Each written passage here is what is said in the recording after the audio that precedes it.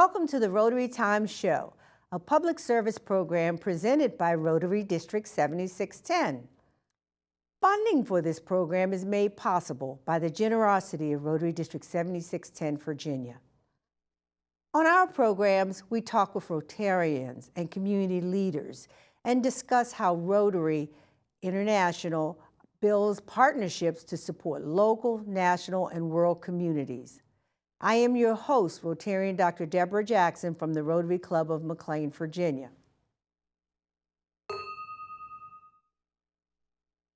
The success of a Rotary Club is dependent on the club president. They lead, inspire, motivate, and connect their clubs with communities and others locally and around the world. Joining me remotely is Rotarian James Holcombe, who is the president of the Rotary Club of Bailey's Crossroads, Virginia, for the 2022-23 Rotary year. Welcome, President Jim, to the Rotary Time Show.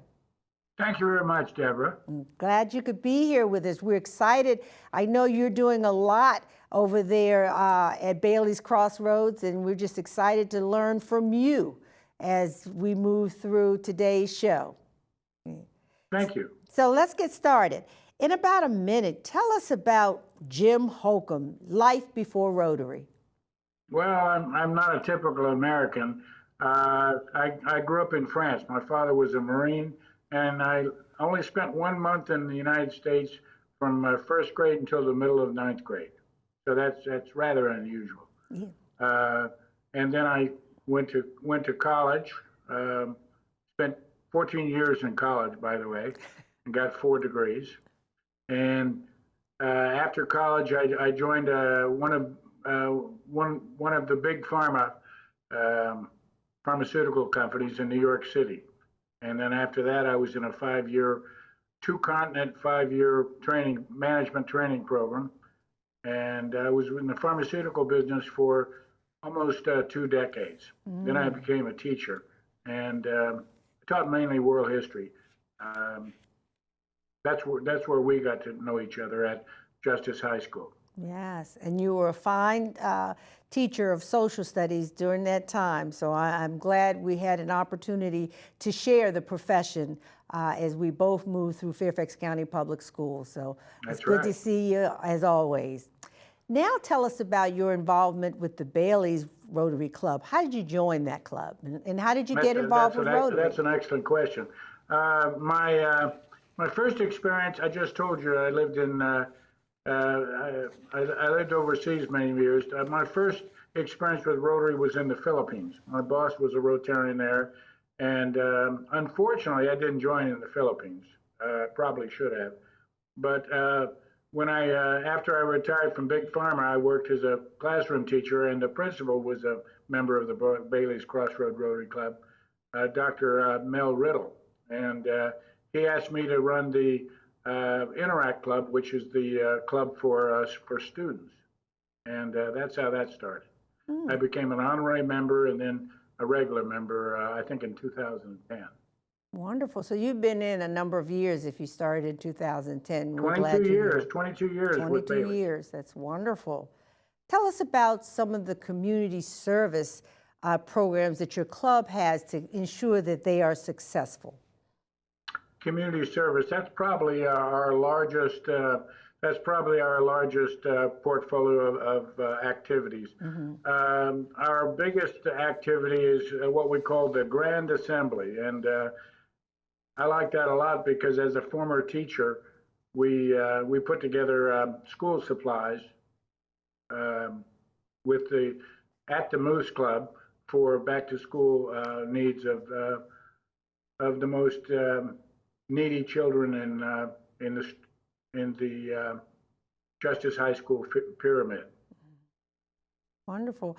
So you do a lot with the Justice Pyramid, which is a very, very diverse pyramid. So that's right. And you all are really, and did I hear you have your Interact students, as used to be, and I don't know if they still are, used to be the largest Interact? I don't know how you remember that, but thank you for reminding me of that. We had a visit from the Rotary International headquarters of how we how we became the largest Interact club in the United States. Basically, the answer was donuts. And I have a little funny anecdote. The principal, Mel Riddle, said you're right, Jim. Donuts work for Interact students, but they really work for anyone. So the key was make sure it's fun and make sure you got something for people to eat. A snack, yes, especially for high schoolers after school. You're That's right. absolutely right. There are a lot of new programs at Bailey's Crossroads that you're bringing in, I think, under your tenure. Talk about some of those programs. Well, we actually have a lot. Most of the new programs all involve somehow touching membership. We have a lot of aging membership, and I'd like to start off by honoring past District Governor Dr. Vern Zeven, who just passed away. So when we have a lot of older members, we need to bring in, we recognize that we need to bring in younger members. So what you have to do is you have to lower your dues, if possible, and bring in younger members, people with diversity, and especially women. And we've done that. I think we're leading the district now with 13 new members. Wonderful. That is a lot. You've also done your club, I know, that has housed several district governors. So that in itself speaks to the kinds of things that you're doing in your club. What about, I've often heard you say honorary members also contribute to building your membership. Well, how does that work? Yeah, well, that's how I started. First I was Interact, and then they made me an honorary member. And honorary members, I guess the big difference is you don't have to pay dues, but it's only for 1 year. And of course, I didn't want to limit it with my ties to the Bailey's Crossroads Club for 1 year. So basically, I switched in 2010 to a regular membership, and the advantage of having a strong honorary membership. One of the things that I've done on the district level is I've been the alumni chair, and you want to get people in the tent to see how great Rotary is. And once they're in there, many choose to switch to a regular membership for a number of reasons, and that's what I did. Okay, that's wonderful. How about the young professionals? I understand Bailey's has a strong under 40 contingent of members. Yes, well, that's all again tied into younger memberships. I guess we have about seven former students or students that had gone to Justice High School, and some were interactors, but others were the daughters of Rotarians or some other connection with the high school. So if you want to really figure out what your community is, it's the high school. And besides the young people in Interact, we've also come up with a new partner, the Boys and Girls Club. So when you're not strong in for example, elementary school, what you can do is find partners that are. So we have 2 partners now that expand our footprint in the community. One is A Success, which is focused on Vietnamese students, Asian students, and then the other one is the Boys and Girls Club. So there's a number of ways you can do it. But now, did you go to you approach them, or they approached you, or they were part of another program? That's essentially the key. So one of the things that happens is when you bring in some people with diversity and experiences beyond Rotary, they often bring to the table things that you don't normally already have, and then you can expand their passions to the rest of the club.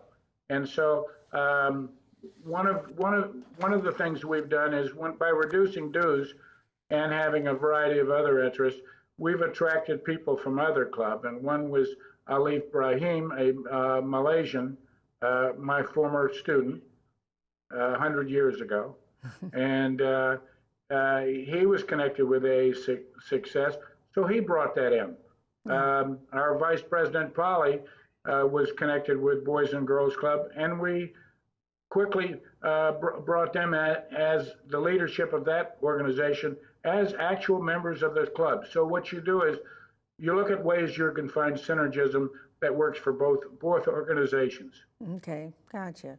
Given the challenges of the past couple of years, how were you able to maintain the various commitments that Bailey's had in place, or did you have to modify them in some way?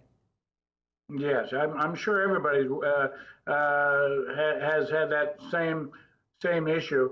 I think we have to credit immediate past District Governor Pat Borowski for that. She was the one who was very vocal that we need to have hybrid meetings. There's a paradigm shift after the pandemic that really can't put the genie back in the bottle. So I think we continue to use a hybrid in-person and Zoom for most of our events, and I think she's right there. Yeah. Jim, you were a former youth chair for the district. Talk to us about RILA. Did you all send students to RILA this year? I've been very lucky. In addition to be the youth chair, I was the combined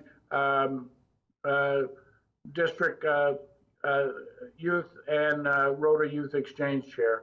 And RILA has always been one of my favorite premier events. Unfortunately, during the pandemic, we had to stop RILA. But I think we were the leader this year. We took three students to RILA, and Valerie Beautoine does a fantastic job there with a lot of help from her counselors. We're back on track, and I think next year will even be bigger. Wonderful. That's always good to hear.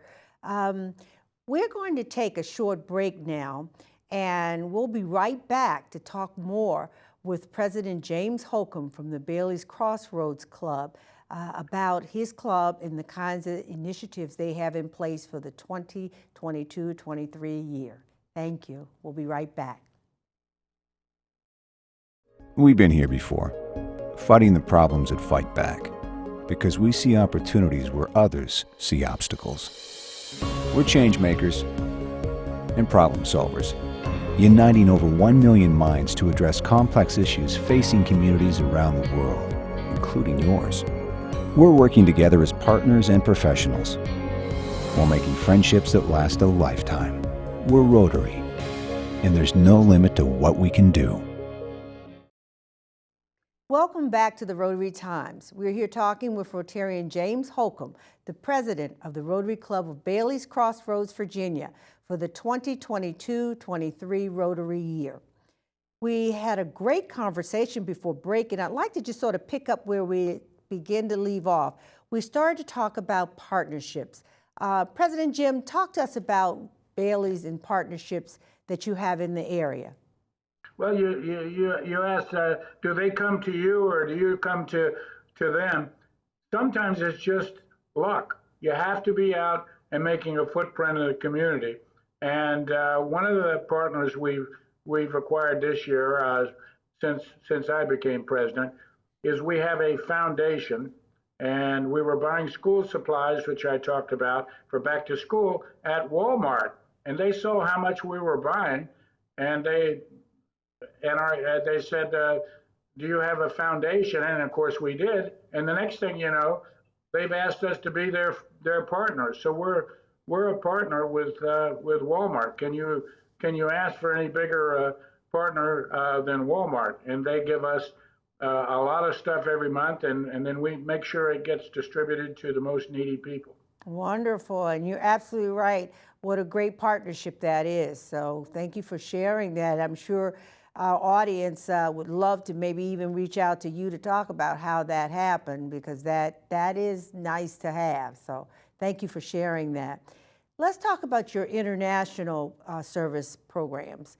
I know you have at least one that I'm familiar with because we partner, our clubs partner for one. That's So, right. but I'm going to let you talk about the international program. Well, I don't want to step your lines, but you're actually right. The Mishlo has been our premier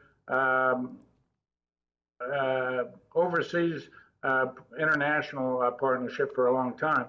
But the Mishlo project has actually expanded to Aspire Africa, and we've supported that, and another in Kenya. So that's all done through our local foundation. And what you're talking about is the tie-up with Mishlo and the McLean Rotary Club with Lois Wilson. She's a dentist, and I'd like to shout out to Michelle Peters also, who has dedicated her life to helping people in Swaziland and other parts. Yeah. I think she's eventually at least she deserves a sainthood. She's done more than any other Rotarian I've ever seen. I understand from both Rotarian Michelle and Rotarian Lois that a school will open very soon in Swaziland with their names on it, or the two clubs' names. Yeah. I think that's amazing. So congrats So it's to you on amazing, that. amazing what one person can really make the difference. Can make a difference. And did she get a cow or something from the chief? Well, a couple of years ago, yeah, they bought a cow, but I've already seen plans. She's already started construction. Wow. So it just keeps expanding every year. Well, that is wonderful. I look forward to seeing even more pictures of the building when it becomes available to the public. So we'll stay on top of that and keep talking. But let's talk about other international projects that your club may be involved. Are you part of the Clean Water Initiative?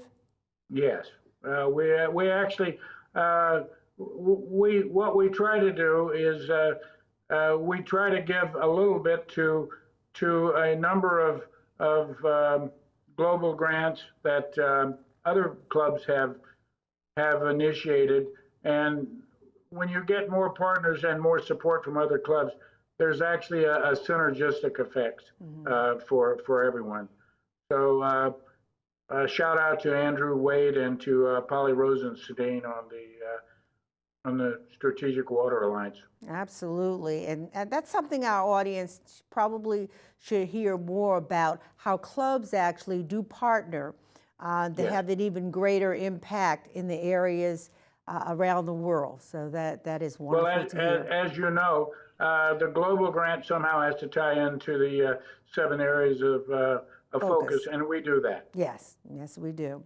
Which of these programs that you've just spoke about that you found the most personal satisfaction?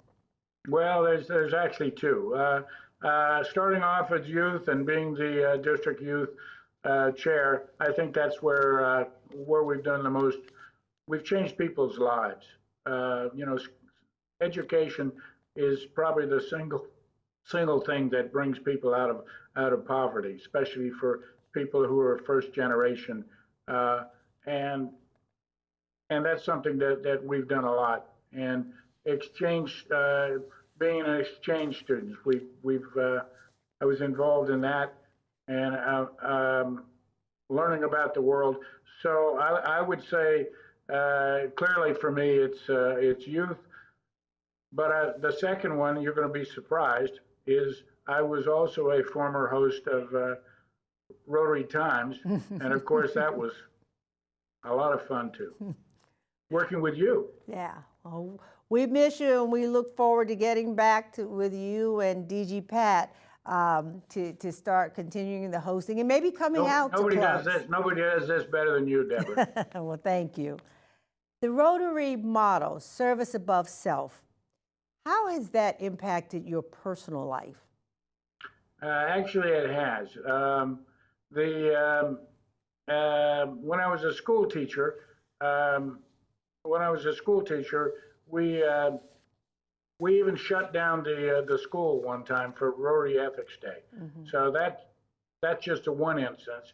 But I personally have gained a lot of recognition and awards from from being emblematic of these this value system.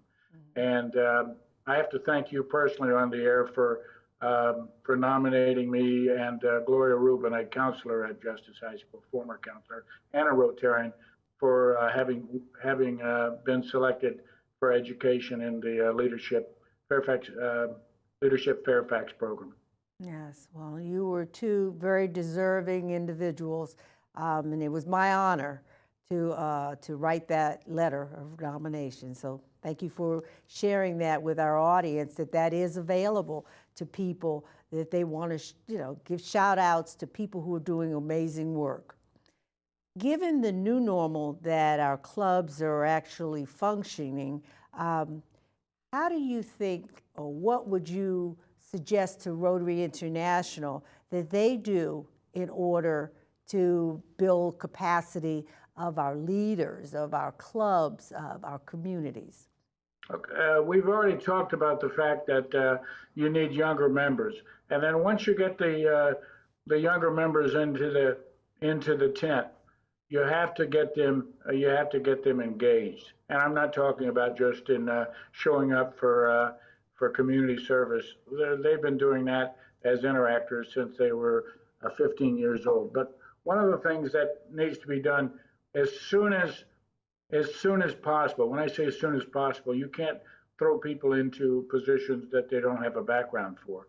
But as soon as possible, you want to get people engaged in leadership roles in the club. And at Bailey's Crossroads, we actually have some of my former students at Justice High School on the board. And when they're not 15 anymore, they're in the mid 30s, and some of them have better jobs than I ever had. So recognize people have talent and engage them. Absolutely, and I think that can't be overstated. Do you have a red badge program at your club? Again, great question, and amazing you brought that up. We just completed new criteria for the Red Badge program. What we've decided is the best way to do it, and I think it's more, I've had an input on that. We used to have a laundry list, a cornucopia of checks and boxes that you had to fulfill, and you don't ever want a Red Badge program to become a barrier. So what we've done is we've offered a longer list with only a few choices that are required to get the Red Badge, and that's because every Rotarian brings something different to the table, and they have different passions. So you don't want to make them do things that become a barrier. What you do want to do is to make them engaged with their own passion and have that passion contagious to the rest of the club. So we've changed our criteria. That's essentially the innovation we did under my year. Wonderful. Well, we all know that we have to change as our world, as our times, all those things change as well. So thank you for remembering. One more thing on that, if you don't mind. My another shout out to past District Governor Harry Henderson. He's my membership chair. Imagine having a district governor as a membership chair. Harry is already planning an induction session to further educate the newer members about Rotary. You have to do that. To engage them, you have to teach them about Rotary so that they have a better understanding of the organization and the kinds of things that they themselves can bring to the organization. So thank you and past DG Harry for your work in the area of membership. That is truly, truly invaluable. Well, and of course, modules are helpful. always, always. Well, I want to thank you, Rotarian Jim, for taking the time to sit with us and share with us what's going on over there at Bailey's. It's been a pleasure having you and a pleasure always of seeing you. What a pleasure to be back. Yeah, I was going to say, so hopefully you'll come back again and give us some updates on what's going on at the Bailey's Crossroads Club. It's been our pleasure. Thank you. Funding for this program is made possible by the generosity of Rotary District 7610, Virginia. For the Rotary Times program, I am your host, Rotarian Dr. Deborah Jackson from the Rotary Club of McLean, Virginia. You're welcome to join us at a Rotary Club in your area, either for breakfast, lunch, or dinner, or a service project. You can find a club near you by looking us up on the internet. Many clubs are hosting meetings in person, virtually, or in some hybrid format. You only need to look us up for details. Remember, our time is your time, and it's always time well spent. Please join us for our next program as we continue to celebrate Rotary's 117 years of service above self.